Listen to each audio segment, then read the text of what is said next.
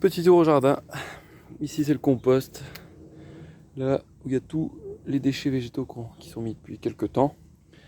On y met évidemment plein de trucs, dont courge musquée de Provence.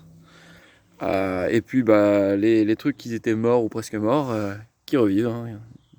Des tomates qui n'ont pas tenu les vents, etc. Hop, foutues dans le compost. C'est leur dernière chance et elles tiennent le coup du topinambour qui pousse naturellement. Grâce aux épluchures, etc. Il y a 3 pieds de courge musquée de Provence ici. Et là des pommes de terre. Pas mal de pommes de terre qui ont un petit peu souffert hein, des limaces, je pense. On verra bien. Petite zone à côté avec qui n'est pas du compost, hein, juste paillé à l'herbe coupée. Bon, c'est pas tip top. Mais ici, donc, on a de la courgette qui est pas très en forme. Hein. On voit que déjà, possiblement des maladies cryptogamiques qui s'installent. Du concombre, qui est quand même pas trop mal en forme, je trouve. Et puis, quand c'est comme ça, j'aime bien couper la feuille. Comme ça évite la prolifération.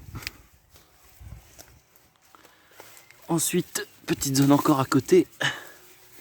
Ça, c'est un mélange. Alors, à l'arrière, c'est des pommes de terre, normalement. Bon, évidemment, elles cherchent le soleil, donc elles se couchent sur l'avant de la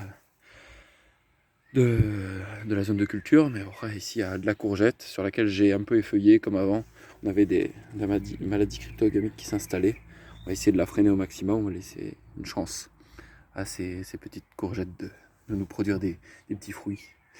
Au milieu, ici, on a un pied de melon qui survit et de la tomate hein, de chaque côté. Ici. Là, c'est une zone de culture qui est pas vraiment exploitable à cause de l'arbre qui est malheureusement échoué sur cette partie. Voilà.